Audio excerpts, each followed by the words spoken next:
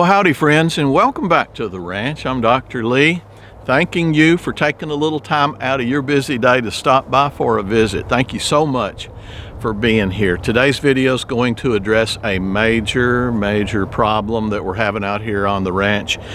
So for the sake of brevity, we're just going to go ahead and jump right into it. Once again, thank you so much for being here. It means a lot to me. I hope everything's going good in your life and your world. Today's video is going to address weather issues that we've had here recently. We just got through with a summer that tied the number of days where the temperatures hit 100 degrees or more. We had 59 of those particular days, which was not much fun. And the animals out here paid the price for it. What we didn't realize at the time is we were already slipping up on a year that was also probably going to be the driest year in recorded history. This graphic right here will show you the San Antonio area's had an average of about 8.2 inches of rain since January, so it is on par to become the driest year ever. What that means out here on the ranch, after all that hot summer, the animals suffered. So the one thing they really needed is good nutrition. And now our grasses out here look like this. They got burned all through the summer with very little rain. What little bit of grass we have has absolutely no nutritive value. So I have been running the feeders night and day, 24/7, trying to get some nutrition for these guys, putting corn out through the feeders and also dropping range cubes all over the place just to get the protein levels up in these animals so they don't die. That's half the problem. Now the other side of the problem is the creeks are running dry. We've just had no rain whatsoever. I don't even remember the last time we had an appreciable rain here. 8 inches of rain spread out over 10 months is not very much rain at all. But anyway, that's what I wanted to do today. You've seen the pastures. They are extremely bleak, so there's no nutrition there. We're trying to supplement nutrition as best we can for all these animals. Once again, this is a ranch that's dedicated to taking care of the indigenous species, the native species, and we're trying our best, but boy, I tell you what, it's getting hard. The biggest problem now, there's no water.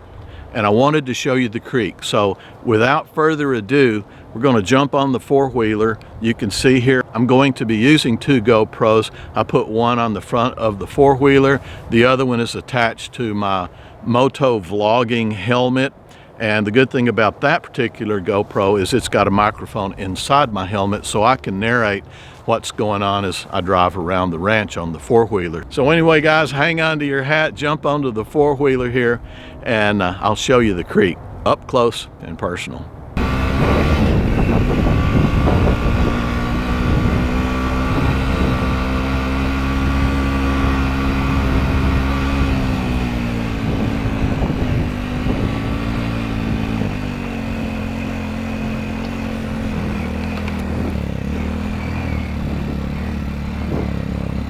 Okay, gonna go down to the creek here. Like I said, the creek is really dry. This is a place where the pigs always come across. They'll go to my neighbor's pasture and then they'll come from my neighbor's to my place, crossing the creek down here. We always just refer to this area as the crossing. Creek's actually running parallel to us right there. I say running, it's not doing much running today. Pretty much dried up into a bunch of little puddles. This is a cool area down in here. I meant to bring a shotgun. This is a common area for the pigs to be, but probably don't need a shotgun at all now because there's so little water. The pigs don't seem to even care to come back down here. Okay, I'll get in four-wheel drive here. And this right here is the crossing, and even when the creek's running, they come from up there, come down here, and come onto our place. The creek is the boundary between my place and the ranch over there. There's a nice little Sprite bottle. This area right here, that's a pig waller. Before all the water dried out, they went and looked for all the little puddles the pigs did. There's another one right there.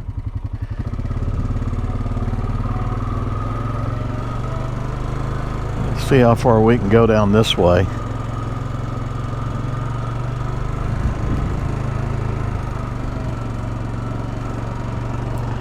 Yeah, we're still on really dry ground right here. This, my friends, used to be this deep right here, probably right at the edge and just a little bit beyond that. Anyway, there's a big cliff up there on that side.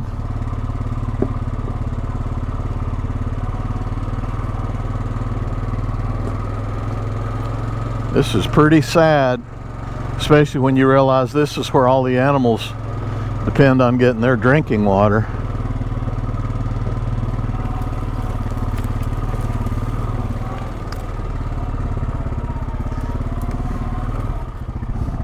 And I'm pretty sure I've got a picture of Drew. I think he's standing on that rock right there. It may be this rock right here. When he was a little boy with Bud, out here shooting 22s.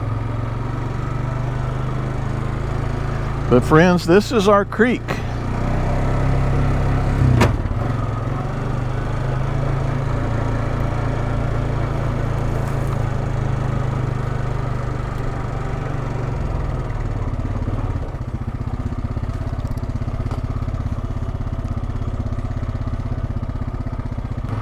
Feel so sorry for the animals.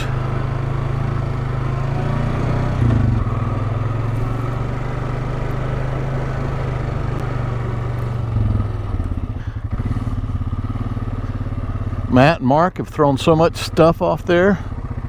Everything from go-karts to rifles. I'm sure you've seen all that. That's a big old bluff there.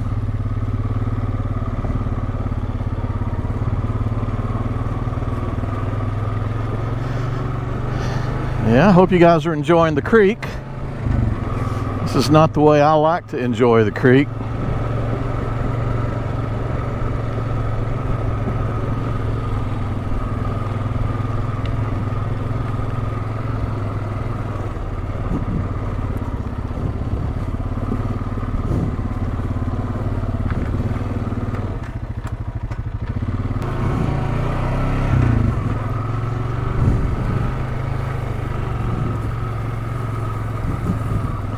Pretty thick foliage down through here.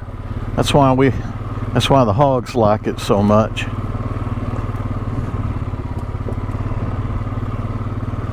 Got a lot of cover. Pretty rugged. I'll be real interested to see what that camera gets us right there. May not get us anything but seasick, motion sickness. Because it is a bumpy ride. This GoPro that I've got right here that you guys are looking through, it's a GoPro 10 and it's got a lot better stability capabilities than that one. That's a Hero 5. That one's probably 5 years old. Hero 10's probably a year old. A lot of technological advances in that amount of time.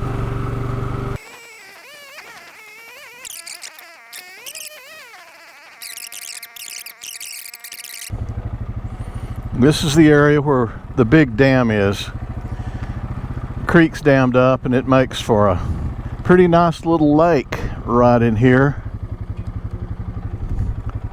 But again, it is so small compared to what it usually is. Usually where we are, right here, the water comes up here.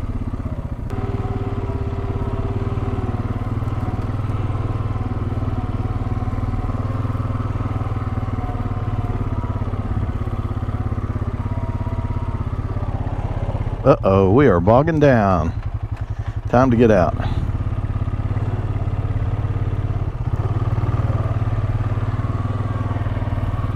See what I mean? You can just try to walk across that and your shoes just sink in it, and it's not like it's wet, it's just soft. all that dead vegetation. Yeah, we're sinking again. We'll stop right here.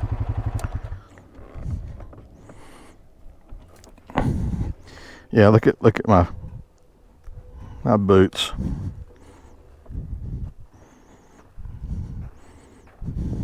Whoa. Yeah, this is kind of scary. Like quicksand. Okay, we're out of that mess. But anyway, there's the creek. What is left of it. Water is usually up and flowing over that spillway portion of the dam. You can see it rises up and then it falls down for the spillway. Same over on the other side.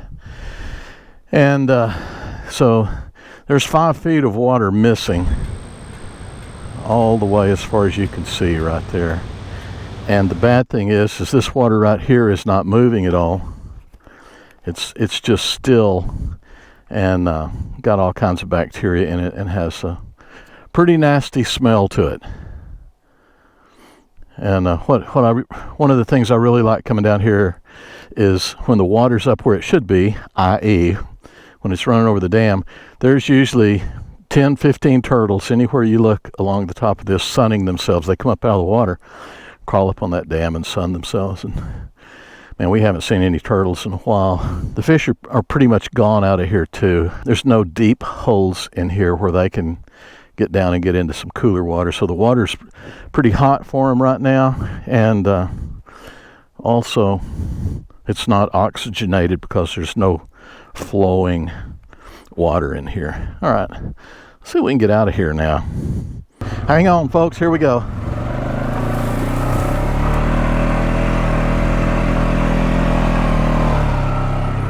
Okay, we made that.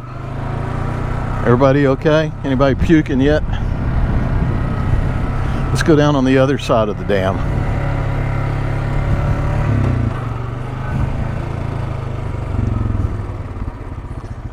Hang on, this is pretty steep right here. It's always weird when you only have 3 wheels on the ground, or 2. Hang on. There we go. Good grief.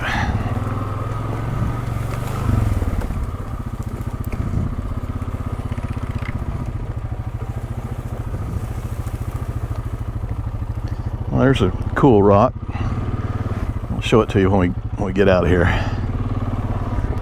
This is all rock we're on right now. This is limestone.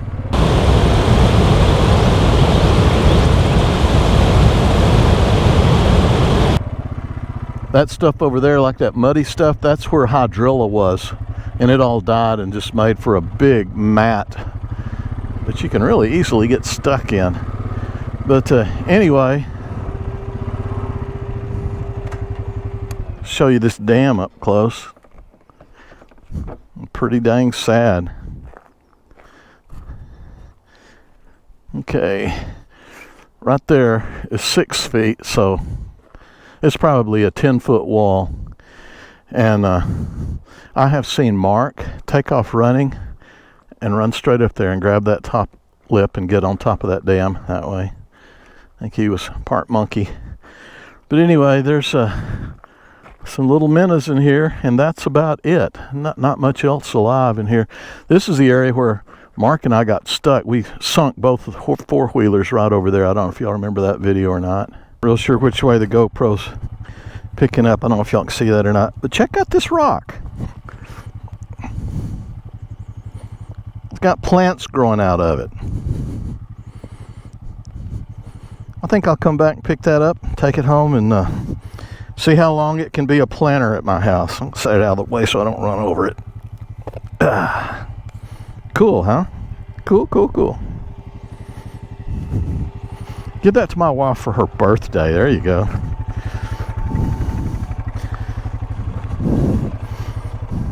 She'd be so pleased. Don't tell Pat.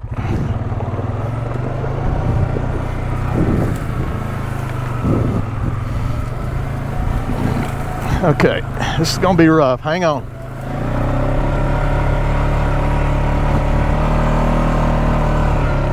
Yeah, all right.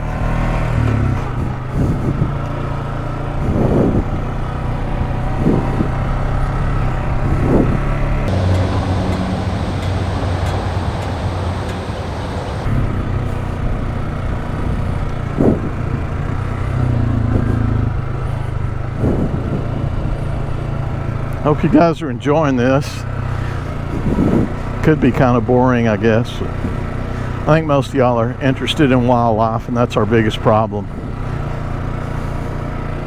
Worrying about the wildlife getting water. I have a plan. I'll tell you about it at the end of the video. Okay, the creek is right here. You can see it. Whoa, look out. Try not to run off into it. That's about a 8-foot drop off right there. I know it doesn't look like that to you guys, but there is water. There's probably about a foot of water right there, and it ends right there. Looks like it might end right there too. Just little puddles here and there in the low spots.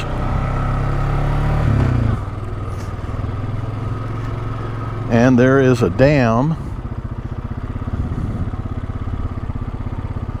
right here.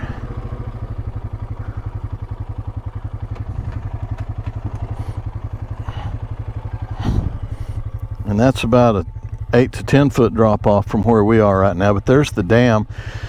You can see in floods all kinds of rocks and stuff has washed up against the back side of it. That's about a 4-foot dam right there, and you can see we got one puddle, and that is it.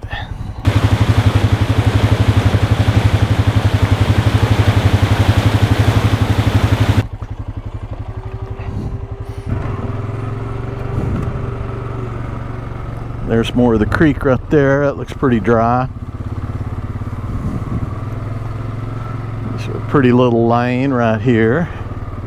It'd be a whole lot prettier if there was water and fish right there, and turtles and all kinds of wildlife. But as you can see, she is dry as a bone. A little bit of mud right there. This big old rock right here is the fishing rock. You've heard me talk about the fishing rock before.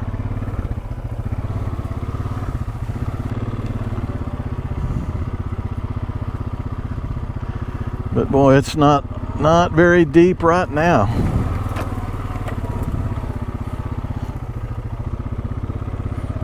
For a while, a couple of months ago, I could come down here and I'd see big bass and catfish swimming around in here, real big ones, and they were just basically trapped. I don't see them now. That water has very little oxygen in it, and not much activity, and they're trapped. So raccoons can snag them, and if they survive the stagnant water. Demolition Ranch #1 was right up there. That's where the little fishing hole, the best fishing hole in the world, was. You can see a lot of raccoon tracks and coyote tracks down there, and deer. And there's some more of that spongy stuff left from where the hydrilla dies.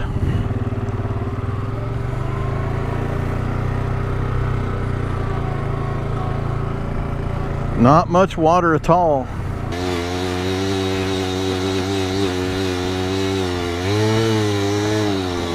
Shade feels good. It's kind of hot outside today, hot and humid.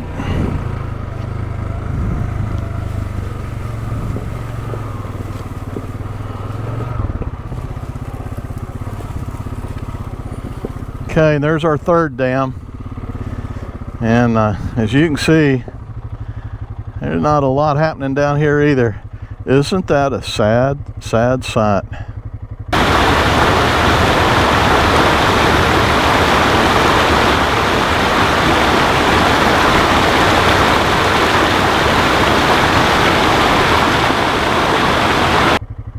Looks like I need to get over there and do some work.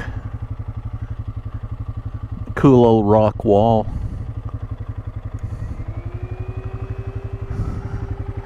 Alrighty, well guys, that's the creek.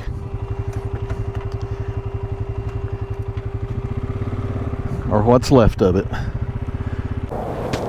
Yep, that's a pretty sad story, huh?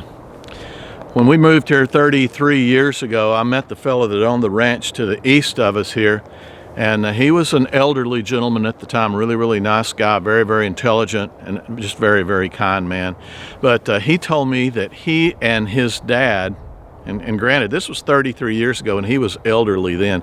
But he told me that he and his dad used to ride all these ranches on horseback around here, especially up and down the creeks.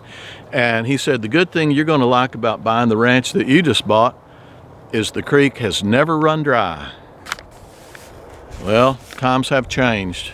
The creek, I think this is the second time it has been this dry where you can take four-wheelers out on it and run up and down the creek.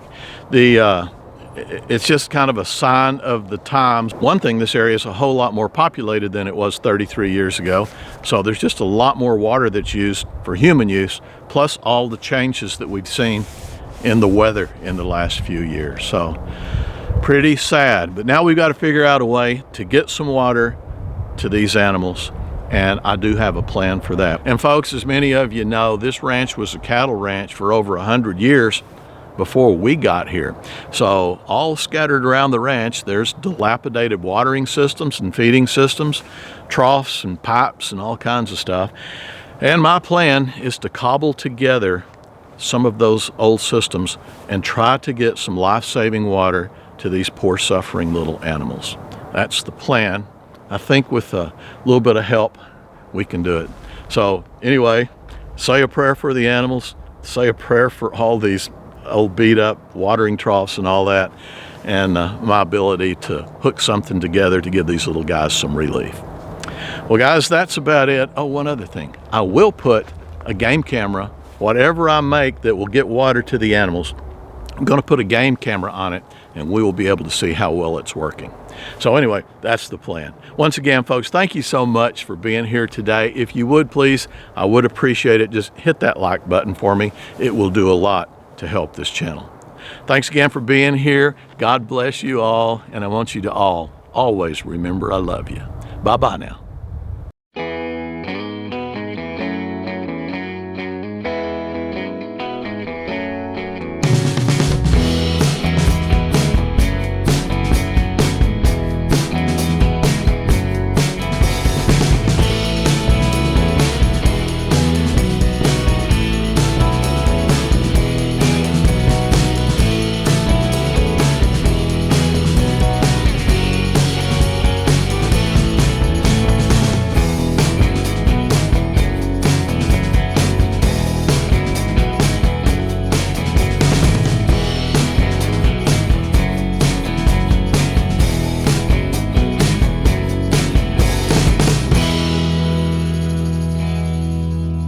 So what you doing there, Al? Neutering a dog, Dad. All right. Who's going to learn you? That's a mistake.